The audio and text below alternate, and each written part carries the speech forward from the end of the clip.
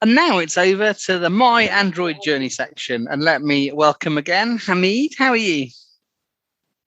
Hello. Aside from a sore throat, I'm all right. And I'm happy to be with you guys. Oh, sorry to hear about that. And where are you coming to us from today, Hamid? Yes, I am Hamid from Iran. Hamid Vasheghani Farahani. And I'm 34, if it is important. In summer 2005, I got my first SIM card. And you must be 5 years then at the time, Hamid, no? No, I am 34. You have a cold. It doesn't, as far as I know, when you get cold, it doesn't messes up your calculation system. So. Oh my gosh, yeah. Yeah, and I have to say that when the first one I had was a Nokia 1100, it was a good phone, nothing accessible in it. The good thing about that was that it was a rugged phone, so you could use it as a cold weapon if you like. Very rugged building, and you could send SMSs with that in your pocket. It was very easy. I have done that many times. Going forward, in 2009, I bought a second-hand Nokia 6120. It's running Symbian. It was fine. It was a fine phone. It is still running. I mean, it's not broken. And about 2 years after that, I got another Symbian phone. It was a Nokia 6700 Slide, and it is also still running. But about Android, I should say that at the time Android was pronounced, I was very happy about it because I know that Google would try very hard and be a good rival for Apple. So out of competition, I think comes good. And I'm happy that it has turned out so. But my first Android was in the summer of 2014. It was a Samsung Core Prime dual SIM. 2014 or 15. Well, it doesn't matter. It was Android KitKat. I liked it. It did its job very well. It is still alive and working, although I'm not using it for, everyday use. And it was a gift, All my phones, except the 6120, they were all gifts. After that, in the January of 2018, I got a Samsung J7 Pro. It was running Android 7. I can update it to Android Oreo, but I don't. I haven't done that, and I'm not going to do that. About 2018, there was a ice-free mailing list, if I'm not mistaken. I don't know how exactly I found out about that group, but at the time when I joined that group, the thing that we are doing now on the blind Android users, it was done on ice-free, but ice-free changed their policies, so ANTAD was born, then it changed to ANATAD, and now it is blind Android users. And thanks to all the good members of these mailing lists, I have always given a good answer when I have any question about Android. So thank you, everybody. And my latest phone is a Samsung A12. I got it 2 weeks ago. I haven't played much with it. I don't know well, how well it will be going to work for me. It's on Android 11 now. I don't know how did it update itself, but and one of the reasons that I'm attracted to Android is that I want to become an Android programmer, but unfortunately, many of the resources needed for programming are related to Google, and Google does not allow access for Iranians from everyone connecting from Iran to, the website developer.android.com. It's a good source, but well, we are not allowed access for that. So we may use some proxy or VPN to get a fake IP address, but it is not. I don't advise anybody to do that. You may put yourself in, your personal data and all your data actually at risk by using VPNs or proxies, because I myself, I am not a security expert. I cannot tell that it is safe, for example, to use this VPN or not to use that VPN. But I'm attracted to write Android programs. So I searched and came across something called Xamarin. You need to know C number if you want to program Android. The good thing about Xamarin is that you code once and you get applications for Android, Android TV, Android Auto, Android Wear OS, Windows application, Universal Windows Application Platform. You can have that. And if you have a Mac machine, Apple Mac machine, you can also get the application for that as well. So I am still working on it. I have not been able to do anything special. I have damaged my phone, but I have not been successful in producing anything useful up until now. Maybe in the future, I don't know. I just try my best, and I think my Android journey is just getting faster and faster. So it's just in the beginning of the journey. I am looking for the future. We always like to hear war stories and how you overcame them. How did you damage your phone, and which phone was it you damaged trying to program it? It was the poor Samsung Core Prime. It was a mistake on my part. I didn't choose the correct platform version, and I suppose that when you want to program and test it on a phone, you turn on your developer options, and you actually turn off some of the securities and that are provided for you. It's actually meant to stop you damaging your phone. But I had turned off all of them, so my phone actually, when TalkBack said, for example, double tap or long press, actually I had to move my finger about 1 centimeter above that and double tap there. It was like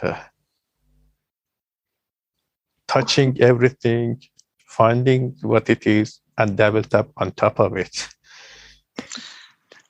Did you get it straightened out in the end, or? Yes, it's right. Okay, now it's all right now. Yeah, that's good. Austin, I got a question for you, Hamid. Yes. You were talking about your J7 Pro, and you had indicated that you were not interested in upgrading it to Oreo. Now, I have said in places that no blind person should have anything less than Oreo, because, and my argument is that you have that granular volume control, starting with Oreo and being able to adjust that accessibility volume on its own without adjusting everything at once. What is your reason for not wanting to put that baby on Oreo? There are two reasons about that. The first one is that, as I told you, I'm sorry, Xamarin and Xamarin Forms brought by Microsoft, they start at Android 7. So when I'm doing something, I need to check the the oldest framework that they support, Android 7 it is. And I need that. And my brother has the identical phone, it's a J7 2017. He upgraded it, and it's somehow not working well with eSpeak. I don't know why, but I have to use eSpeak because it's the only TTS I know that has Persian. And I don't know what goes wrong with it, but it doesn't work that well with eSpeak. Getting updated. I don't know what crashes, what's the problem, but eSpeak doesn't work well.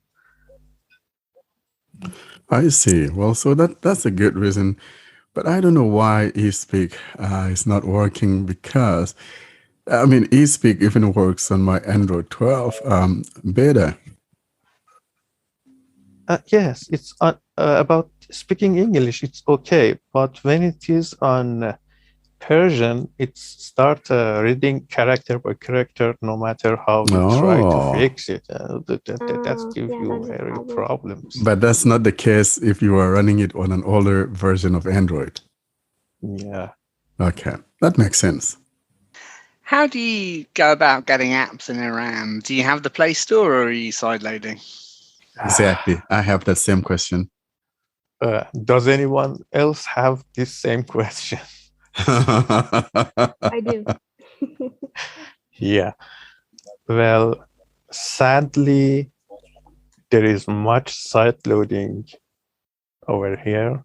I really don't like it. I don't do it as much as possible because I think it's a security risk for my phone. And Play Store and other app stores, application repositories, sometimes they do not allow us to get some of applications that are out there. You cannot access them from inside Iran. It's kind of forbidden. Actually, I want to buy some applications, but I can't. But nevertheless, I don't do site loading myself. But yes, there is much site loading going on here. And more than that, Google Play does not allow Iranians to upload their applications to Google Play. I don't know the reason, but it is like that. And people actually start publishing their applications on some places that I don't like to visit, Yeah. It must be very tough to, because I'm just sitting here and just imagining my phone without having access to the Play Store, running an Android phone. And if I'm going to be relying on some like my friends in Britain will say, some dodgy places to get my apps. I'll be a little bit leery like you. I'm not going to be all that up there trying to sideload stuff that I'm not sure where they're coming from, unless, of course, maybe I have friends from outside the country that I know who they are. Then I could, get APKs from them and things like that. But it really makes it tough. It's a tough situation. It's not that I don't have Play Store completely. I can use many applications, but not all of them. And tell you what, one of the things that I like about Android is that at least I can use many programs from Play Store. But if I had iPhone, you'll be stuck in the mud. Yeah, worse than that. Bear it in mind. So you'll be what I call the mud turtle. You'll be stuck in the mud. Yeah. So that got us to more interesting questions. So does that mean that you have apps that are blocked, like totally blocked in your country that you cannot use? Like I know that in some countries Facebook's blocked and stuff like that. So do you have any blocked applications or things like that? You mean about the censoring of the traffic? Yeah, like you have some applications that you cannot install in particular. That's what I mean. Yes. Actually, when I search I search for something on Play Store and then turn on a proxy server, or log into a VPN. I do that search again. The results are quite different. And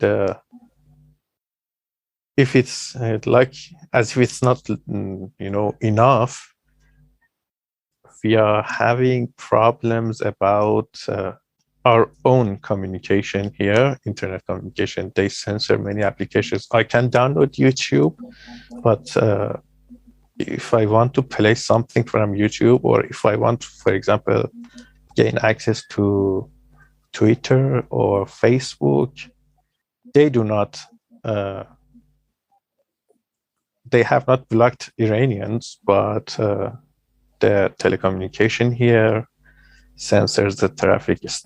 So we have to use VPN to access the materials that are available on YouTube or other places, and it is not good. Maya, do you have another question? No, that was just it. I was actually also wondering, because you seem to are they? I don't know, but do you have any other companies like phones that you're not allowed to buy them, or how's because you were talking about Apple and how it is hard to use an Apple phone or an iOS device there. So how hard it is?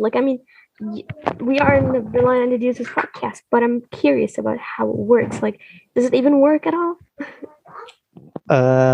Something, people always say that Apple is very secure and something like that. But opening, when you try to get an Apple account, Apple does not allow it. But I don't know what they do to iPhones here to get an Apple ID and go to Apple Store. That sounds kind of stuck. I don't like it because they are doing something to my phone that I don't know what. So is your government though blocking you from most of these services, right? It's not like the services are just simply. I know some things.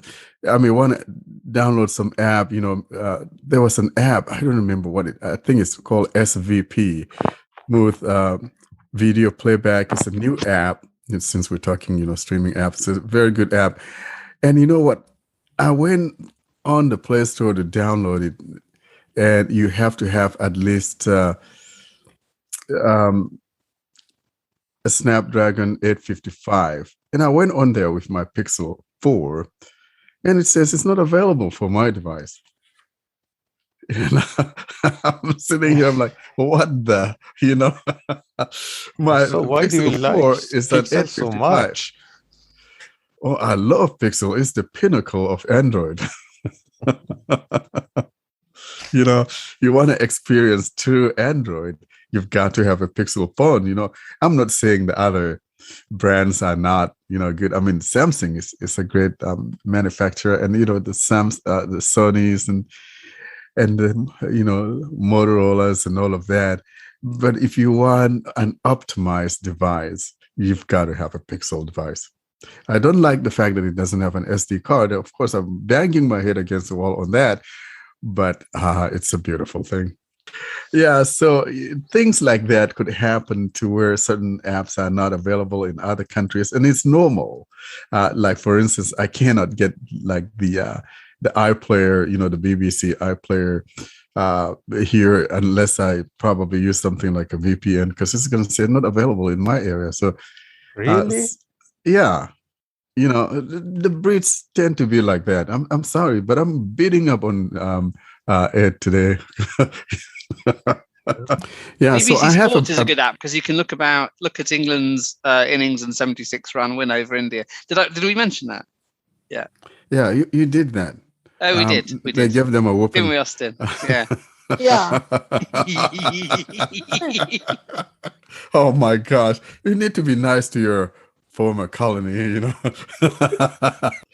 Well, Hamid, thank you so much for coming, man. This has been wonderful, hearing your Android journey story, starting back there with the Nokias, the 1100, and then to the 6120, and then you jumping all the way to the Android device, which in this case was the Prime Core, and graduating to the J Pro, and now you have the new Samsung. Was it the M12 you have? Oh, A12. A12. There we go.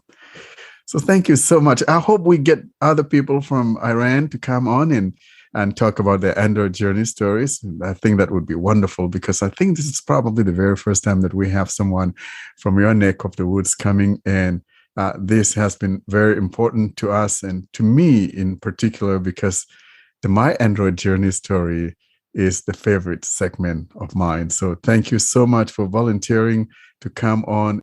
Austin, where can people go and watch the cricket highlights? I mean, sorry, how can people get in touch with us? So people can get in touch by visiting us on the website, blindandroidusers.com, the all-new website built by the WordPress captain Douglas. And they can register there, post their guides, and a lot of things. Lots of more things are coming there. You can, if you have any questions for us, you can contact us by sending in an email to contact us at blindandroidusers.com, or you can use the contact us form or the feedback form in the website and submit us the feedback there. You can listen to us on YouTube and on all the podcasting apps that are there in the world. We are there on all of them. Subscribe to our mailing list, Blind Android Users, plus subscribe at groups.io. Follow us on Twitter, Telegram, and YouTube. The links will be in the show notes, and also the Clubhouse. We are going to get it more active now, and we'll have some nice discussions there. So join the club. That is it from us this week in the cricket highlights. Thanks very much, Austin. Hope everyone's enjoyed the show. See you next week. Bye-bye. Bye, everyone, and don't let them crickets get into your house. And that has been another episode of the Blind Android Users Podcast. As always, we appreciate hearing from you. You send those email messages to contact us at blindandroidusers.com. For those My Android Journey stories, we encourage you to send those to myandroidjourney@blindandroidusers.com. Until we see you in our next episode, you have a wonderful day.